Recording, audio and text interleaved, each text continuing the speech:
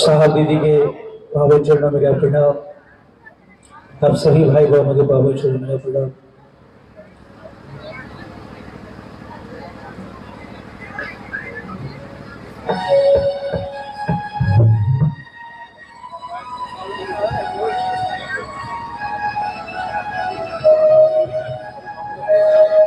जरा शिव गुरु के शरण आके देखो,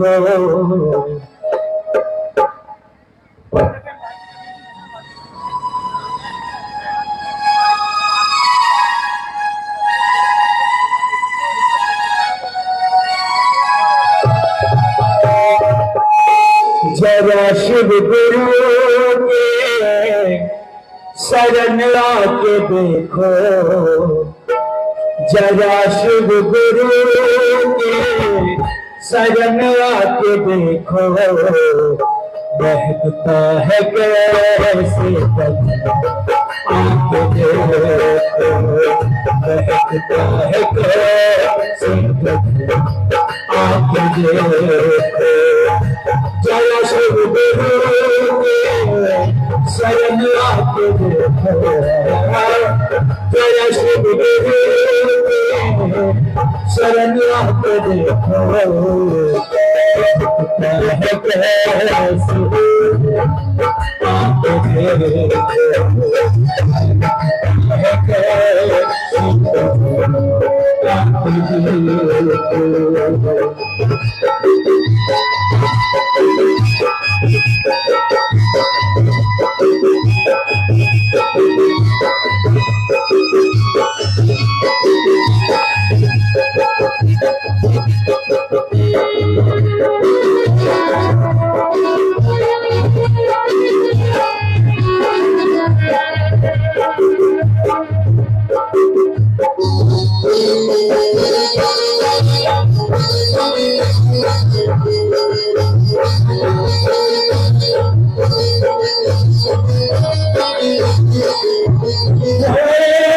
धरती गगन झूमती है ये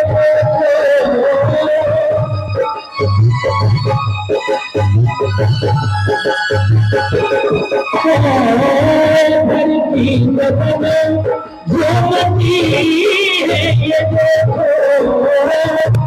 धरती गगन झूमती है ये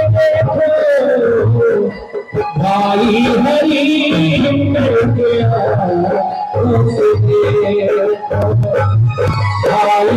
हरि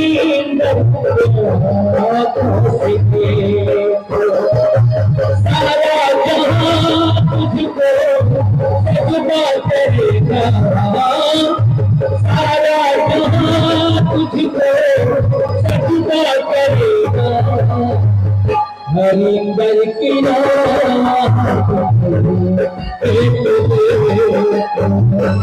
हरिंदर की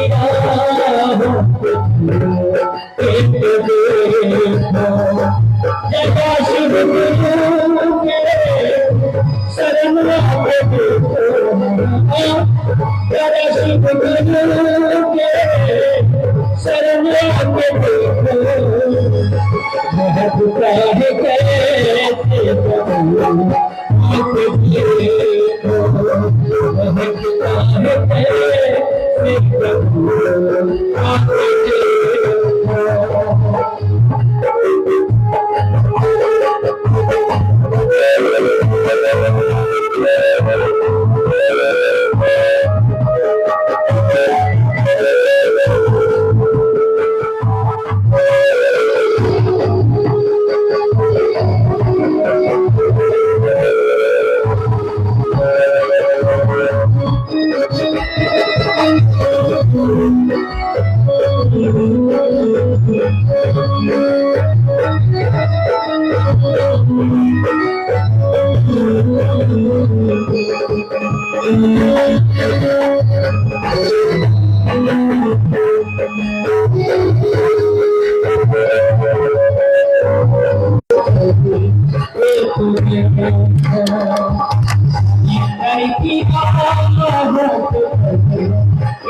देख कदम चूमता है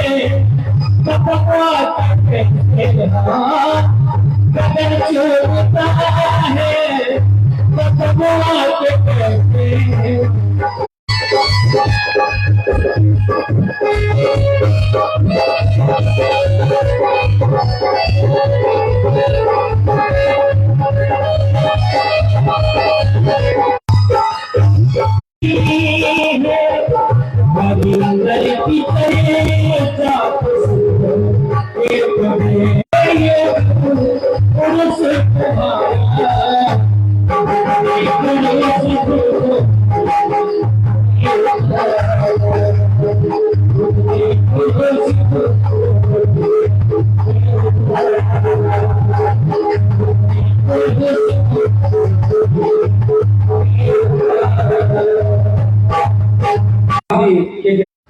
इनको उपलब्ध है।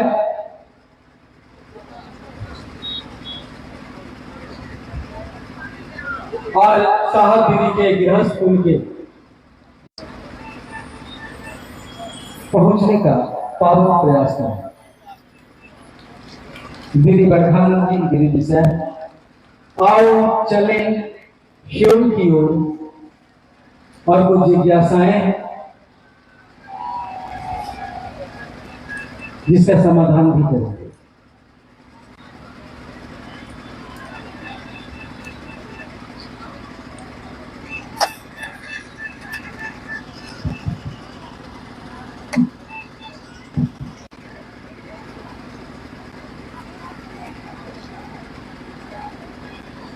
मेरे गुरु महेश्वर शिव को मेरा प्रणाम है। हम सबके परम आदरणीय और हम सबके वरणीय गुरु भ्राता साहब श्री हरिंद्रानंद जी के चरणों में मेरा प्रणाम है। प्रणाम है शक्ति स्वरूपा माँ नीलमानंद जी के चरणों में और मधुबनी जिले के मधवापुर में आज यहाँ मैदान में जो भी गुरु भाई गुरु बहन उपस्थित हैं, आप सभी के चरणों में मेरा प्रणाम है। हम सबों का सौभाग्य है कि अपने गुरु शिव के कार्य के निमित्त आज बिहार राज्य के मधुबनी जिले में इस ग्रामीण परिवेश में मिलने का मौका मिला है। और ग्रामीण परिवेश इसलिए मैंने कहा कि बहुत समय बाद ऐसा हुआ है कि गांव-गांव होते हुए हम लोग यहाँ पहुँचे हैं और उन दिनों को हम लोगों ने याद किया जब साहब और माँ नीलमानंद दोनों इस धरती पे आए, अपने गुरु शिव की चर्चा के लिए आए, लोगों के बीच बैठे, भोजन किया, अपने महादेव की बात की और लौट गए। 25-26 साल हो गए। मधुबनी जिले में शिव गुरु महोत्सव कल हमारे वरेण्य गुरु भ्राता का है, वो सभी शिव से बनाया। तो इस काम में गुरु की स्थापना लोगों के दिल में करने के पीछे मेरी कोई लोकेशना और विदेशना, लोकेशना का अर्थ होता है कि लौकिक, लेकिन साहब ने कहा कि शिव को गुरु बनाकर उनकी बात लोगों तक पहुंचाने के, क्योंकि किताबें शिव से ज्ञान किसी में उतरता है तो शास्त्र आरेखित होते हैं, लिखे जाते हैं। किसी व्यक्ति में वो ज्ञान उतरता है तो उसने किताब लिख दी है, लेकिन आग उस व्यक्ति में होती है। मानसिक अंधेरा भी है, यानी मन के तल पे भी अंधेरा छाया हुआ है, ज्यादा भारी होता है। कि मन क्या है? ये मन कभी किसी का दुश्मन होता है, मन किसी का दोस्त होता है, मन ही किसी को अपना समझता है, मन ही किसी को पराया समझता हो जाता है और अपराधी का संग करता है। तो आपने कहा देता है। यानी मशीन एक ऐसी चीज होती है कि उस पे जो डालिएगा वो उसी को काटेगा। तो जब हम इस परंपरा की बात करते हैं तो ये पैदा होता है विचार से, शुरू होते संबंध गहरे हो। ये गलियों में जोगन बन के क्यों घूमने लगी? लगन लग गई कि लाली मेरे लाल की जित देखो तित लाल। हम जाते हैं शिव चर्चा सुनने, कोई कहता है कि शिव चर्चा है शिव का। देखिए, गया था लाली देखने, लाली मेरे लाल की जित देखो तित लाल। लाली देखन मैं गई, मैं भी हो गई लाल। मैं गई थी देखने, शिव की बात सुनने गई थी, लेकिन ये मेरे दिल में क्या हो गया कि मेरे दिल में ऐसा प्रवेश किया ये कि अब ये बात मेरे दिल से जाती ही नहीं है। हमेशा हम सोचते हैं कि आखिर इस बात में इतना आकर्षण क्यों है? आखिर महादेव का नाम जैसे ही कोई लेता है मन उसकी तरफ खींचता क्यों है? ये मन को क्या हो जाता है? तो अभी मंडल सर अपनी चर्चा में कह रहे थे कि लोहा जो होता है, पारस लोहा को सोना बनाता है, लेकिन गुरु, और वो भी जगत गुरु शिव, वो कुपात्र से कुपात्र को भी, योग्य को भी अयोग्य को भी, पतित को भी और पावन को भी, सबको अपने जैसा बनाते हैं। उनके अंदर ये व्यवस्था नहीं है, ये मजबूरी नहीं है उनकी कि तुम लोहा बन के आओगे तभी मैं तुमको पारस बनाओ से जोड़कर सोना बनाऊंगा, ऐसा वहां कुछ नहीं। तो गुरु शिष्य परंपरा में तो ये होता है। मैंने कहा अभी कि साहब ने व्याख्या की इसकी कि जो आपके मन पे भारी होता है। अभी अभी 2 दिन पहले छठ का व्रत गुजरा है। मुझको लगता है बिहार में तो ज्यादातर घरों में छठ व्रत होता है। इस व्रत का नाम ही है महापर्व है ये। यहाँ का रहने वाला व्यक्ति किसी राज्य में जाके अपने जीवन को चलाने के लिए काम कर रहा है। भारत और नेपाल दोनों मिला जुला हुआ ही है यार। तो इन दोनों देशों के रहने वाले लोग अलग अलग देशों में जाते हैं काम करने, अपने जीवन को चलाने के लिए, अपने परिवार को पालने के लिए। लेकिन आपने देखा होगा कि जैसे ही होगा कि छठ व्रत आ रहा है, टिकट मिले या नहीं मिले, ट्रेन में लटक लटक के भी, लेकिन वो कहाँ लौटता है? अपने घर। वो मुंबई में रह रहा है लेकिन अपने एक गांव के झोपड़ी में आता है वो, क्योंकि वो उसका अपना घर है। और ये पर्व, यानी पर्व का क्या मतलब होता है? पर्व का मतलब होता है उन्नयन, आपका आध्यात्मिक उत्थान, जो आपको ईश्वर की तरफ ले जाए। ऐसा कोई अनुष्ठान उसको पर्व कहते हैं। और पर्व सबको एक कर देता है, सबकी मानसिकता एक कर देता है। अपने अस्तित्व को भूलकर, अपने सुख और दुख को भूलकर, बाथरूम में ट्रेन के बैठकर, बस में लटक कर, कैसे भी लेकिन वो घर पहुंचता ही पहुंचता है। क्यों?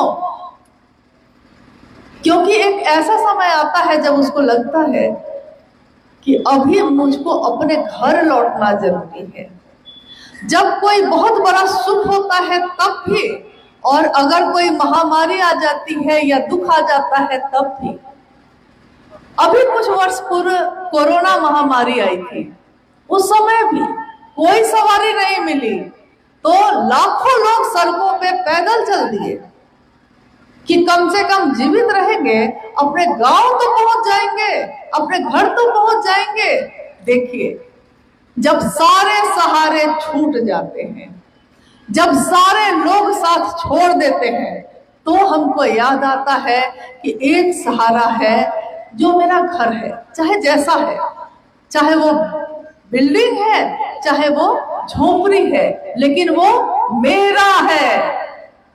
बस यही बात साहब ने कही।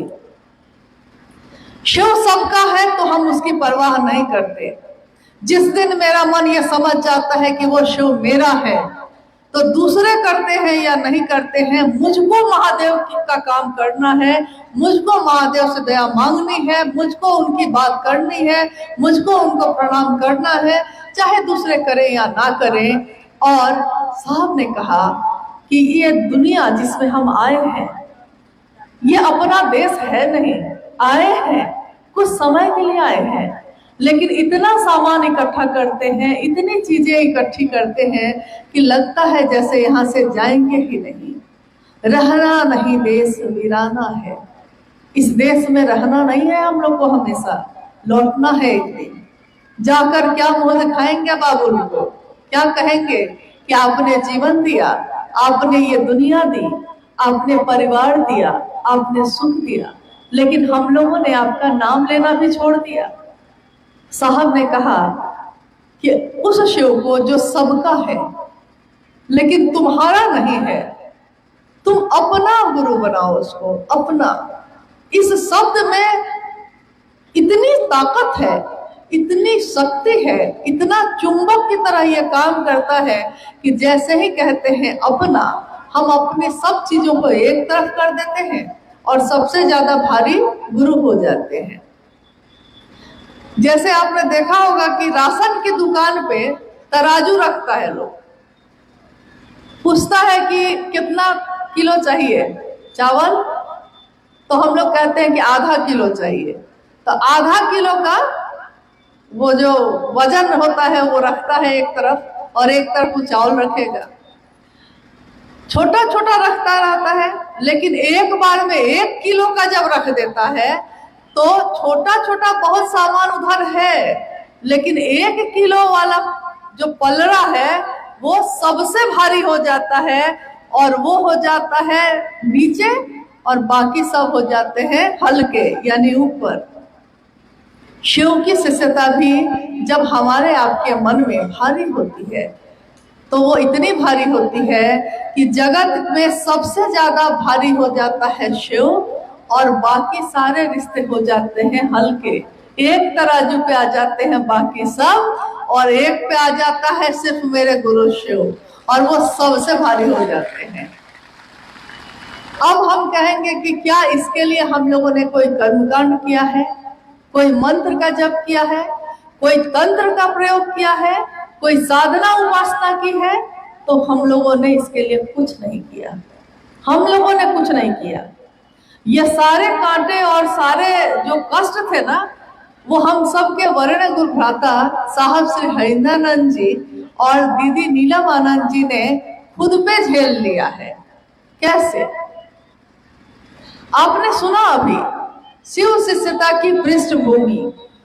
पृष्ठभूमि कहते हैं उस चीज को, जब कोई काम सामने दिखता है तो उसके पहले उस काम को करने के लिए जो जो तैयारी होती है वो क्या होती है। यानी शिव को गुरु साहब ने कब माना, क्यों माना, और शिव को गुरु मानकर दुनिया के लोगों को क्या दिया, ये अभी अभी हम लोगों ने सुना है। आपने ध्यान से सुना या नहीं सुना, लेकिन अभी कुछ देर पहले इस पे बात हुई है।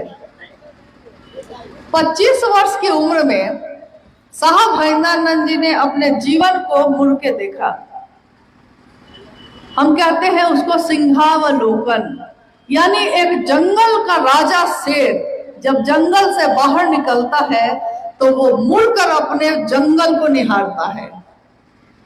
उस नजर को कहते हैं सिंहावलोकन, यानी सिंह के द्वारा देखने का तरीका उसने जो देखा है।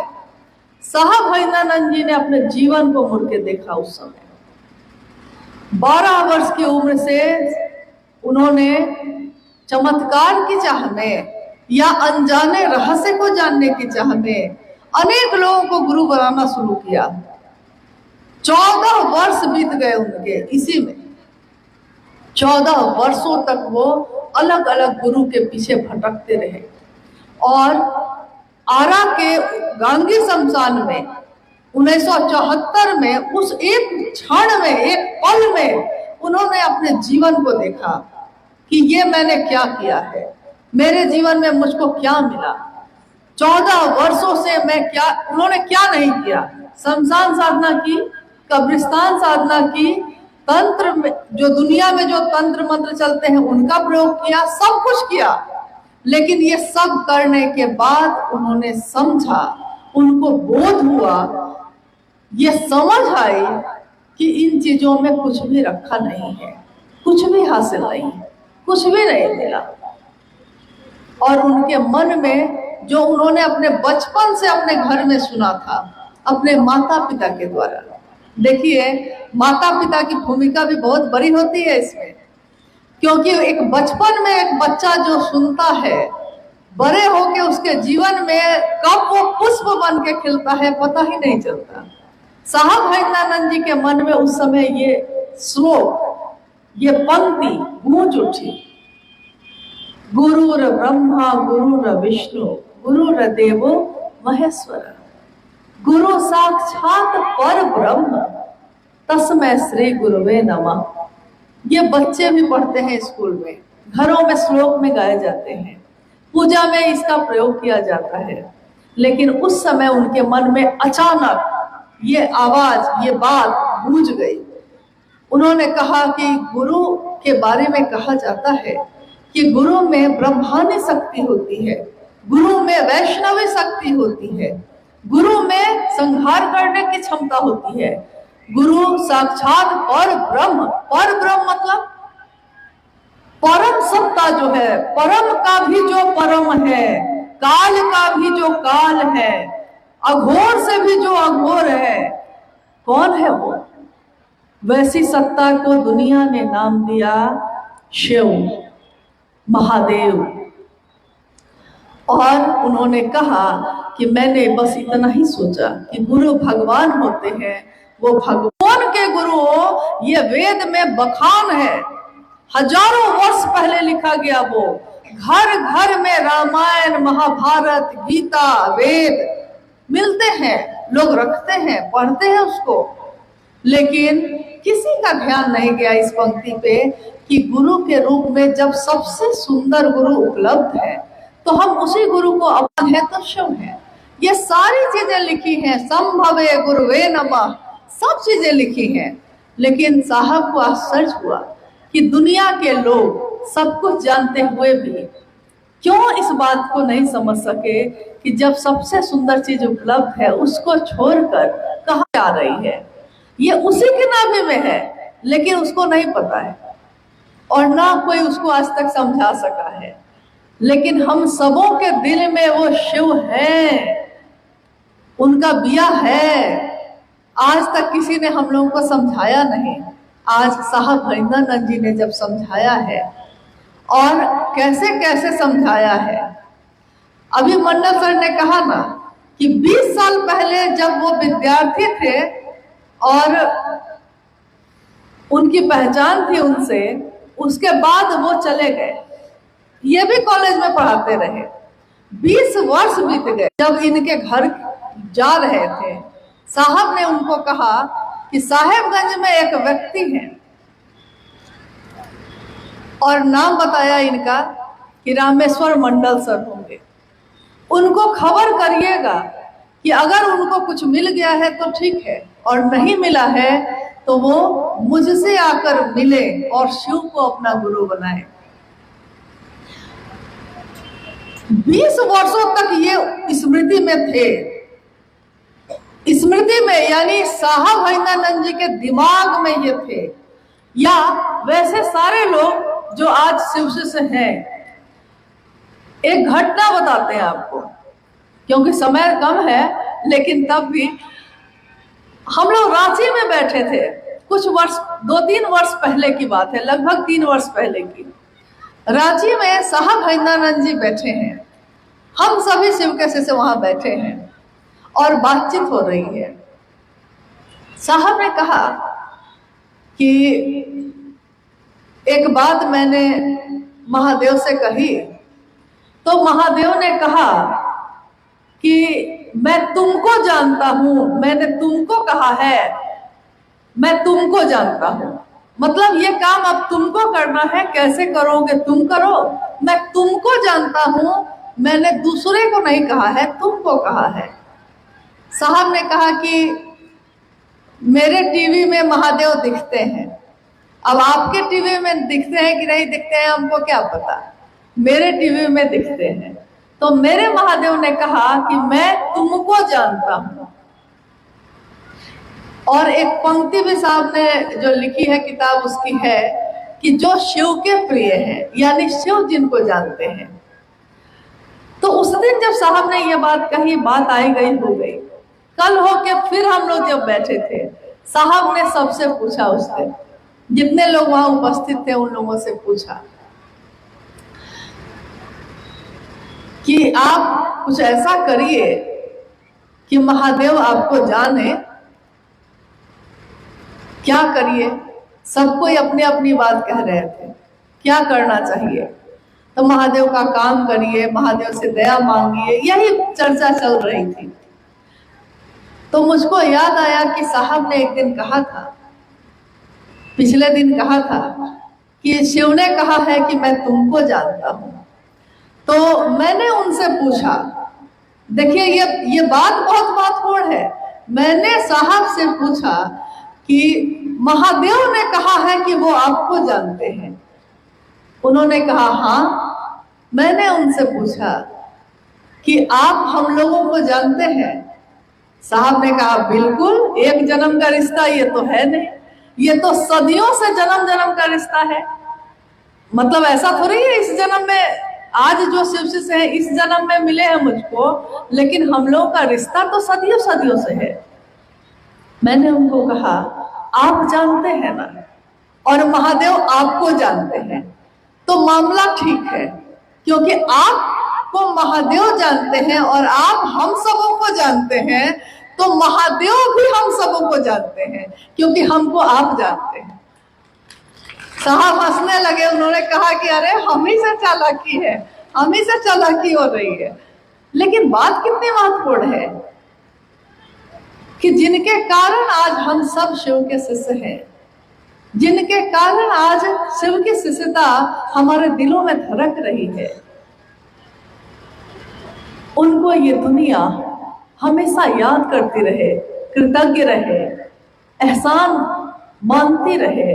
क्योंकि अपनों की चिंता तो हम सबको सताती है, लेकिन अपनी यात्रा हम भूल जाते हैं।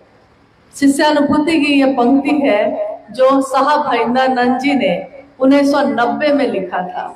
अपनों की चिंता हमें सताती है, लेकिन अपनी यात्रा विस्मृत हो जाती है। यानी हर व्यक्ति की अपनी यात्रा है। अभी जब हम लोग यहाँ बैठे थे, जब चर्चा चल रही थी, तो मंडल सर ने धीरे से कहा कि 95% से ज्यादा गुरु बहने हैं यहाँ। मतलब महिलाओं की संख्या कितनी ज्यादा है। तो मैंने उनको कहा कि शिव की शक्तियां जाग गई हैं सब। शिव ने सबको जगा दिया है, सोए हुए जीवन को भी जगा दिया, पत्थर को भी बोलना सिखा दिया। बिहार की एक घटना है, शिव की शिष्यता ने हम लोगों को क्या दिया है, शिव को गुरु बना के हमने क्या पाया है, पूजा कैसे होनी चाहिए हमने समझ लिया है। हमने जान लिया है कि शिव का प्राण मंत्र है नमः शिवाय। कोई भी पूजा, कोई भी कर्मकांड हम नमः शिवाय का प्रयोग करके कर सकते हैं। तो हम लोगों ने जान लिया है, शिव जो सिखाते हैं वो भी हम लोग उस रास्ते पे सब चल रहे हैं और एक दूसरे से समझ भी रहे हैं, जान भी रहे हैं। लेकिन अपनी अपनी यात्रा है ये। सबके साथ रहते हुए भी हर व्यक्ति अकेला है, कोई किसी के साथ नहीं। साथ दिखते हैं, होते नहीं हैं। एक दिन साहब ने ये कहा था कि आज भी मैं अकेला हूं, कोई मेरा सहयात्री नहीं, कोई मेरा सहयोगी नहीं। और उनकी पंक्ति है, आपने शायद पढ़ी होगी कि जमाने में जब तलक अपना जीना होना है। जमाने में मतलब इस दुनिया में, साहब कह रहे हैं कि इस दुनिया में जब तक मुझको जीना है, जब तक ये जीना होना है, तुम्हारी चोटें होनी है, हमारा सीना होना है। यानी ये दुनिया चोट देती है, चोट पे चोट देती है, लेकिन मेरा सीना भी सामने हाजिर रहता है, क्योंकि ये चोटें बहुत कम है और मेरे गुरु शिव की दया उससे बहुत बड़ी है। मरहम लगा देती है तुरंत, चोट पे घाव के निशान नहीं हो पाते। हम सबका जीवन भी ऐसा हो जाए। आइए हम लोग कुछ जिज्ञासाओं पे बात करते हैं, अगर आई है तो। जिज्ञासा कोई आई? एक गुरुवान ने पूछा है कि हम शिव के शिष्य हो रहे हैं, ये कैसे पता चलेगा? ये कैसे पता चलेगा कि हम शिव के शिष्य हो रहे हैं? हाँ, जिज्ञासा है। जिज्ञासा ये है कि कैसे पता चलेगा कि हम शिव के शिष्य हो रहे हैं। लक्षण बता देते हैं, लक्षण बताते हैं। इसका एक उदाहरण है, उस समय मां नीलमानंद जी शरीर में थी और साहब का तबादला रांची शहर में ही था उस समय। 2003 की घटना है, शुरू की 2003 की। एक गुरु बहन आई और उन्होंने मां नीलमानंद जी को कहा, मैं उनके पास बैठी थी, उस गुरु बहन ने मां नीलमानंद जी से कहा कि मेरे बेटे को लगता है दीदी कि कुछ हो गया है। मां ने उनसे पूछा कि क्या हो गया है, तो वो बेचारी परेशान थी, घबराई हुई थी। उसने कहा कि पता नहीं क्या हो, हमको लगता है कि कुछ मानसिक दिक्कत आ गई है। दीदी ने पूछा, मां ने पूछा कि क्या हुआ है। उस गुरुवान ने कहा कि मेरा बेटा अपने अपने बैठे बैठे मुस्कुराने लगता है और आईना में बार बार जाके अपने को देखता है और कभी कभी खाना खाते खाते हंसने लगता है। मुझको भी लगा कि कुछ हुआ होगा। मां नीलमानंद जी ने कहा कि अच्छा डॉक्टर से दिखा लीजिए, लेकिन हो सकता है कि कुछ दिन में खुद ही पता चल जाए आपको। हो गया, वो गुरु बहन लौट गई। कुछ समय के बाद वो गुरु बहन फिर से आई और उसने कहा कि मेरा बेटा जो है एक लड़की के प्रेम में है। तो मां ने उससे पूछा कैसे पता चला? तो जी हम लोग कहते थे कि जाता कहाँ है, तो आदमी लगाए तो पता चला कि एक लड़की से मिलने जाता है और उसी से शादी करने की बात कहता है। मेरी जाति की नहीं है, अलग जाति की है, कैसे करें? मेरा बेटा प्रेम में है। देखिए, ये उसकी माँ को बाद में पता चल रहा है कि एक लड़की के प्रेम में है, लेकिन लक्षण उसके पहले से दिख रहे थे, माँ समझ नहीं पाई। लक्षण क्या था कि वो चाहे खाने भी बैठता था तो उसको वही याद आती थी जिससे उसका मन प्रेम करता था। तो उसकी कोई बात याद आ जाती थी तो हंसने लगता था। उसने कुछ कहा होगा तो आईने में जाके खुद को देखने लगता था। यानी लक्षण, प्रेम होता है तो लक्षण में आने लगता है कि प्रेम हो गया है इसको। शिव की शिष्यता में हम शिव शिष्य बन गए हैं, ये कैसे पता चलेगा? हमारा लक्षण बता देता है। कोई बात हुई नहीं कि महादेव से दया मांगना शुरू कर देते हैं। कोई आदमी अनजान मिला नहीं कि भूमिका देने लगते हैं, क्योंकि उससे महादेव की बात करनी है। ट्रेन में, बस में, सब्जी के बाजार में, कहीं गए हैं, कोई आदमी मिला नहीं कि हाथ पे पहले देखते हैं कि कंगन तो नहीं पहना है, मतलब कि कंगन नहीं पहना है, यानी शिव को गुरु नहीं बनाया है। देखिए लक्षण हम लोग के क्या होने लगे हैं। पहले तो ऐसा नहीं था और उसके बाद उससे महादेव की बात करने लगते हैं। सोए जगह कभी भी महादेव को प्रणाम करने लगते हैं, हल्ला करने लगते हैं। पड़ोसी से झगड़ा होना शुरू हो गया है, झगड़ा अब शुरू हो गया, अब होने वाला है तेज। लेकिन अचानक याद आता है कि अरे वाह, हम तो अभी कल घर में दूरा पे बाहर में शिव चर्चा रखे हुए हैं और लोग आएंगे शिव चर्चा के लिए। और अभी लोग जब हमको देखेंगे कि हम झगड़ा कर रहे हैं तो सब क्या कहेगा कि शिव चर्चा करती है कि झगड़ा करती है, तो तुरंत हम चुप हो जाते हैं। गुस्सा है, चुप हो जाते हैं ये सोचकर कि मेरे गुरु पे उंगली न उठ जाए। अपना आचरण देखते हैं। दारू पीने वाले दारू छोड़ देते हैं क्योंकि उनको लगता है कि शराब पीकर अगर महादेव की बात करेंगे कोई नहीं सुनेगा, नहीं पीता है, छोड़ देता है। झगड़ा करने वाले झगड़ा छोड़ देते हैं, कड़वा बोलने वाले कड़वाहट भूल जाते हैं, यानी सब शिव भाव में आने लगते हैं, शिव के भाव में आ जाते हैं। तो अपना आचरण भी भूल जाते हैं, जो जन्म से था वो भी भूल जाते हैं। जो हम चित्र में देखते हैं, महादेव की तस्वीरों में देखते हैं कि वहां महादेव का बैल भी बैठा है, माँ भगवती का शेर भी बैठा है, चूहा भी है, सांप भी है, मोर भी है, और सबका जन्मजात स्वभाव है एक दूसरे को खाना। भोजन है वो। हम लोग एक दूसरे को नहीं खाते हैं, झगड़ा करते हैं, खाते नहीं है, लेकिन उसका स्वभाव है एक दूसरे को खाना, क्योंकि उसी से उसका पेट भरेगा। सांप का पेट ही भरता है चूहा को खाने से, मेढक को खाने से, लेकिन वो शिव भाव में आकर अपना जहर भूल जाता है, अपना भोजन भूल जाता है। शेर का काम ही है, उसकी भूख ही मिटती है, मांस नहीं खाएगा तो जिएगा नहीं, लेकिन भूल जाता है महादेव के बसहा के साथ प्रेम से समभाव से बैठा है। यानी महादेव की संगत हमारा मन करता है तो हमारे आचरण, हमारे लक्षण सब बदल जाते हैं और लक्षण बताते हैं कि ये शिव के प्रेम में है, शिव के शिष्यता में है। शिव की शिष्यता जागरण है, क्रांति नहीं।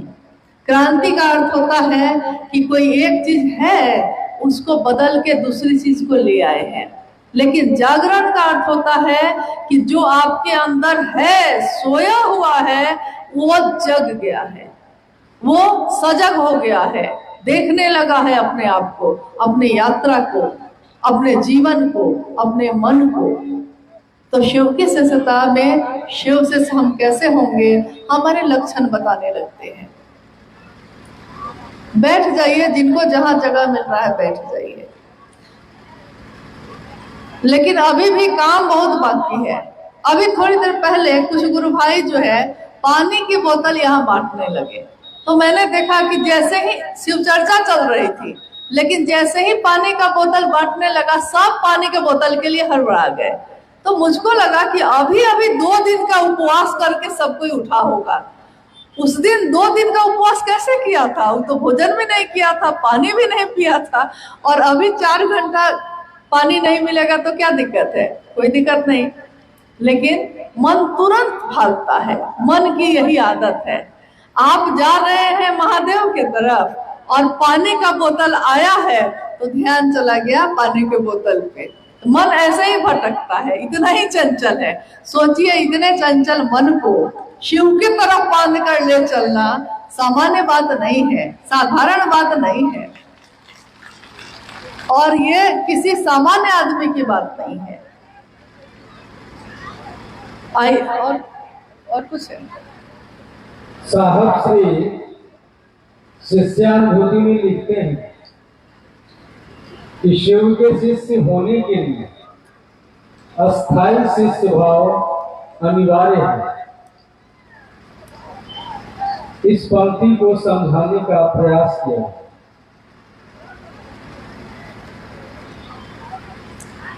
ये पंक्ति है शिष्यानुभूति की, जो मैंने अभी बताया कि 1990 के दशक में जब साहब पटना में रहा करते थे, उस समय उन्होंने अपनी अनुभूति को, शिव के लिए जो अनुभूति थी, उसको कागज के पन्नों पे लिखा था। और उसी की ये पंक्ति है कि शिव की शिष्यता में एक ही चीज अनिवार्य है। हम लोग बार बार पूछते हैं ना कि क्या चीज है अनिवार्य, मतलब कि होना ही होना है आपके अंदर, ये इसके बिना काम नहीं चलेगा। अस्थाई शिष्य भाव, अस्थाई शिष्य भाव यानी कि शिव भाव में डूब जाना, और शिव भाव में जो डूब जाएगा वो जगत के भाव से हट जाएगा। तो जब पूरा 100% कोई शिव भाव में चला जाएगा तो जगत का आकर्षण उसके मन से कम होने लगेगा। जैसे कभी कभी हम लोगों के साथ भी ऐसा होता है, लकड़ी के चूल्हा पे खाना चढ़ाए हुए हैं, लकड़ी उसमें डाल रहे हैं, चूल्हा पे खाना चढ़ा हुआ है और लकड़ी डालते डालते बैठ के, खाना चढ़ा हुआ है, हम बैठे हैं और मेरे मन में अचानक किसी का ध्यान आ जाता है। किसी का हो सकता है, वो बेटा का भी हो सकता है, जिसको प्रेम करते हैं उसका भी हो सकता है, कोई ऐसी बात भी हो सकती है जिससे मन बहुत दुखी है, तो मन उसी में डूब गया एकदम। और दूध जो चढ़ा हुआ है, पूरा दूध गिर गिर के पूरा चूल्हा पे गिरा जा रहा है और मेरा ध्यान नहीं है। अचानक कोई तीसरा आदमी आके कहता है कि अरे अरे बैठल छी अपने, देखियो तो की होलई, दूध गिर गेलई। तो हम कहते हैं क्या रे, क्या हुआ? हमको हुआ है? आपके साथ ऐसा कभी हुआ है? तो हम कहते हैं कि अरे की भलई, तो कहे कि मन किसी के ध्यान में चला गया। मन किसी के ध्यान में जाएगा तो पता चलेगा कि जो हम कर रहे हैं जगत में, हम उसको भूल जाते हैं। जिस दिन शिव भाव में पूरी तरह चला जाएगा तो शिव ही हो जाएगा, जगत को भूल जाएगा। लेकिन ज्यादा से ज्यादा हो सके इसकी कोशिश करनी है। अस्थाई पूरी तरह होना बहुत कठिन है, संभव नहीं है, लेकिन ज्यादा से ज्यादा हो सके ये हो सकता है। और इसका आकलन करने के लिए साहब ने कहा कि आप अपने मन को ही थर्मामीटर बना लीजिए, मन से समझ लीजिए कि कितनी देर आपका मन महादेव पे टिकता है। अगर दिन में 1 घंटा 5 मिनट 2 मिनट भी टिकता है और सब मिला के अगर 4-5 घंटा भी, पूरे 24 घंटे में अगर इतना भी आपका मन शिव भाव में रहता है तो ठीक है, कोई दिक्कत नहीं है। क्योंकि जगत में रहना है, जगत की चीज को भी देखना होगा और महादेव के ध्यान में भी रहना होगा। तो अनिवार्य एक ही चीज है, अस्थाई शिष्य भाव, लेकिन ये गुरु की दया से ही होगा। शिव की शिष्यता गुरु की दया के आश्रय में ही अंकुरित, पल्लवित और पुष्पित होती है।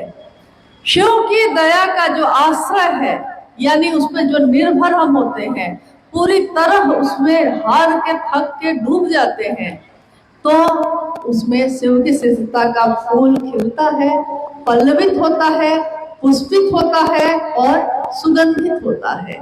लेकिन गुरु की दया के आश्रय में जाना बहुत कठिन है, हम निर्भर नहीं हो पाते।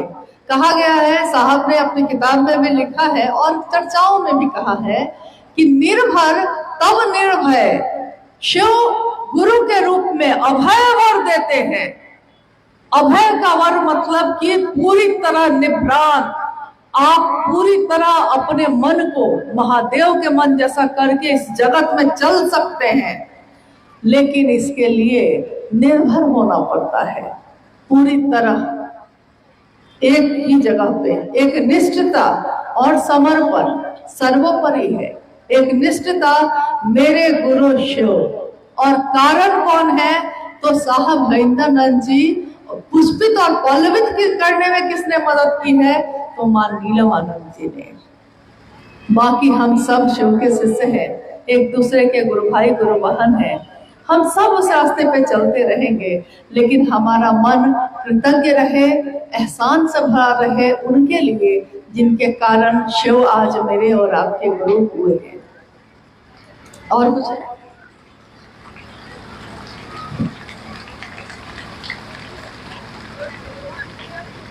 एक आखिरी जिज्ञासा है,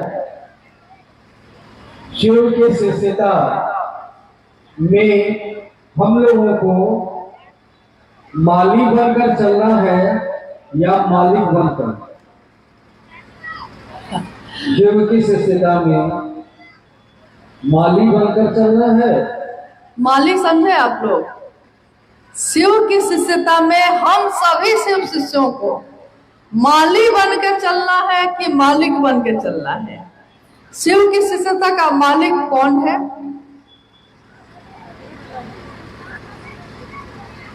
मतलब अगर आपको स्पष्ट नहीं होगा तो फिर मुश्किल है। शिव की शिष्यता यानी शिव का है ये, शिव की शिष्यता है ये, तो इसके मालिक कौन है? शिव स्वयं है। साहब ने कहा कि मैं इस बगीचे का माली हूं। यह शिव की शिष्यता का बगिया है। हर तरह के फूल हैं इसमें, कोई गुलदाउदी है, कोई गुलाब है, कोई चमेली है, कोई अड़हुल का फूल है। किसी में बदबू आती है, किसी में खुशबू आती है, किसी में कुछ भी नहीं आता। मतलब जैसे बगीचे में हर तरह के पुष्प हैं, लेकिन माली जो होता है वो जिस पुष्प को, जिस फूल को, जिस चीज की जरूरत है वही देता है। किसी को खाद की जरूरत है तो खाद देता है, किसी को पानी की जरूरत है तो पानी देता है। वो ये नहीं सोचता कि खुशबू वाला पेड़ है कि बदबू वाला पेड़ है, कौन सा पेड़ है। शिव की शिष्यता में हम सभी गुरु भाई गुरु बहन, सारे लोगों के विचार अलग अलग है, पसंद अलग अलग है, नापसंद अलग अलग है, पसंद भी अलग है, नापसंदी भी अलग अलग है, जीवन भी अलग है, खाने का तरीका अलग है, पहनने का तरीका अलग है। हालांकि देखिए, जब हम लोग यहाँ आए थे तो लोगों ने कहा था कि मधुबनी में मखान के बिना कुछ नहीं होता है। अभी तक मखान नहीं मिला है और एक बार भी नहीं मिला है। मतलब कि आपको सोचने की जरूरत है कि मधुबनी में मखाना क्यों नहीं मिला। देखिए, हर जगह का परिवेश, खान पान अलग अलग है, लेकिन शिव की शिष्यता ने सबको एक कर दिया है। सब एक तरह से, एक बिंदु पे सारे लोग एक तरह से हैं। बगिया है शिव शिष्यता की, मालिक है महादेव खुद, और उसके माली यानी माली मतलब जो इन सभी की देखभाल करता है, जो उन सभी फूलों को देखता रहता है कि वो खिलते रहें, उसमें कलियां आती रहे, वो कौन है? तो वो खुद साहब श्री हरिंद्रानंद जी हैं। तो हम लोग मालिक नहीं हो सकते, मालिक के सहयोगी हो सकते हैं कि उस मालिक के पीछे पीछे हम लोग भी थोड़ा सा सीख ले। जैसे जब साहब के आंगन में, साहब के दरवाजे के आगे पीछे में बहुत तरह के फूल पौधे लगे हुए हैं, और साहब के आवास में जहां वो रहे, जहां भी रहे, हर जगह फूल लगे रहे। साहब सुबह सुबह निकलते थे बाहर, ऑफिस जाने से पहले वो सुबह में अपने दरवाजे और आंगन की तरफ घूम जाते थे और देखते थे कि सारे पौधे ठीक से हैं कि नहीं। तो हर आदमी जो घर में रहता था, कोई खुरपी लेके उनके साथ जाता था, कोई पानी लेकर जाता था, और जैसे हम खुद कटर लेके जाते थे। कटर मतलब कि जो जो डालियां सूख गई हैं उसको काट के अलग करना है, ताकि जो हरी है वो पल्लवित पुष्पित हो जाए। तो साहब कहते थे कि इसको काटो, तो उसको काटना है। तो हम सब क्या है, शिव शिष्यता के साहब जो माली हैं उनका सहयोगी है हम लोग, कि हम लोग को काम करना है जो उन्होंने कहा है। अपना दिमाग लगाएंगे तो जिस फूल में खाद की जरूरत नहीं है उसमें खाद दे देंगे, यूरिया दे देंगे, वो जल जाएगा। हम लोग को नहीं पता है कि किसमें क्या देना है, लेकिन उसको पता है जिसकी ये बगिया है, जिसने बनाया है। तो इसके लिए हम सबों को साहब हरिंद्रानंद जी के मन के अनुरूप, उनकी चाहत के अनुसार चलना होगा, करना होगा। हमारा क्या मन है इसका कोई मतलब नहीं है। और उन्होंने मांगा है तो सिर्फ शिव की शिष्यता मांगी है, उन्होंने चाहा है तो सिर्फ शिव को चाहा है, उन्होंने इस दुनिया में अपना जीवन बिताया है तो एक न्यूनतम व्यवस्था में बिताया है। कोई आडंबर नहीं, कोई कर्मकांड नहीं, कोई दिखावा नहीं, क्योंकि हमारे गुरु शिव ने हम सबको ये सिखाया है कि न्यूनतम व्यवस्था में रह के भी सुखी रहा जा सकता है। भैया हरिंदर बोले, भैया हरिंदर बोले, गुरु पे निसार बोले, गुरु पे निसार बोले, ले ले गुरु नाम। जब से इस मन के अंदर में आया शिव का नाम, जब से आया है इस मन के अंदर में, तब से 3 सूत्र के मोती पाए गुरु नाम का हीरा। और कहते हैं कि शिष्यों की कुटिया में गुरु का सितार बोले। शिष्यों की कुटिया में, हमारी जो कुटिया है, हमारा जो घर है, हमारा जो मन है, उसमें एक ही आवाज बजती है गुरु की। गुरु का सितार बोले, ले ले गुरु नाम। कोई सुने ना सुने, हमको बताना है, कोई माने ना माने, हमको महादेव की बात करनी है, क्योंकि हमारे गुरु ने आदेश यही दिया है, इसके सिवा कुछ भी नहीं कहा है। गुरु का आदेश ही सर्वोपरि होता है, सबसे ऊपर होता है। तो उस गुरु के आदेश पे हम सभी शिव के शिष्य चलते रहे। हम पहले भी साहब से मन से ही मिलते रहे हैं, आज भी हम मन से ही मिलते हैं उनसे। शरीर से कितना मिलना हो पाया हम लोग का, शरीर से नहीं मिल पाया जाता, लेकिन मन से तो हम लोग हमेशा मिले हैं उनसे। आज भी आने वाले लोग भी साहब हरिंदर जी के चाहत से मन से मिलते रहेंगे। शिव की जो बगिया है, शिव शिष्टा की बगिया है, इसमें नए नए पौधे लगते रहेंगे, नई कलियां खिलती रहेंगी, खुशबू बिखेरती रहेंगी। कल को हम भी ना होंगे, आप भी ना होंगे, लेकिन रहे ना रहे हम महका करेंगे। साहब महका करते हैं, खुशबू बिखेरते रहते हैं शिव के शिष्यता की बगिया में। इसलिए आइए हम सब शिव के शिष्य अपने साहब हरिंदर जी को याद करते हैं, कृतज्ञ होते हैं कि हे महादेव, हमने आपको देखा नहीं, आपके तत्व को नहीं जानते, कर्म कांड नहीं जानते, आप किससे खुश होते हैं हम तो ये भी नहीं जानते, लेकिन आप जो हैं, जैसे हैं, आपको हम प्रणाम करते हैं। और शिव के शिष्य हरिंदर जी, माँ नीलम जी, जिन्होंने शिव की शिष्यता की राह दिखाई है, इन पत्थरों पे चल के, इन कांटों पे चल के, जिन्होंने हम सभी शिव शिष्यों के लिए फूल बिछा दिए हैं, हम शिव के शिष्य अपने दिल से साहब और दीदी के चरणों में अपना नमन करते हैं। उनको प्रणाम है जिन्होंने हम सबको शिव शिष्यता का दान दिया है। भाई जीवछ जी अभी गा रहे थे मेरे आने से पहले, स्वागत है युग पुरुष तुम्हारा, तुमने जमी पे गुरु शिव को उतारा। स्वागत है युग पुरुष, युग यानी कली युग है ये, एक पूरा युग का जो पुरुष होता है, एक ऐसा पुरुष, एक ऐसा अस्तित्व, एक ऐसी ऊर्जा जिसने पूरे युग की सूरत बदल दी है, शिव की सूरत बना दी है। ये कलयुग में शिव की पूजा हो रही है, घर के मंदिरों में या पूजा घरों में नहीं, सबके दिल में। तो सोचिए, और जिसने शिव को ही जमीन पे उतार दिया है, हम उनका स्वागत ही तो कर सकते हैं, हम उनको क्या दे सकते हैं? जो उन्होंने चाहा है हम सब उसको करें। और आप जो गुरु भाई गुरुवान है, अभी अभी हम लोगों ने शिव शिष्टा के लक्षण पे बात की है, आप सभी धीमी गति से धीरे धीरे अपने घर को लौटिएगा, सुरक्षित लौटिएगा। और हम सभी शिव शिष्य एक दूसरे से ये वादा करते हैं कि जब तक ये जीवन है, जब तक ये सांसें हैं, ये कृतज्ञ रहेंगी उनकी जिनके कारण शिव मेरे और आपके गुरु हुए हैं। आप सभी के चरणों में प्रणाम है और आप सबों से हम लोग भी अब विदा लेते हैं।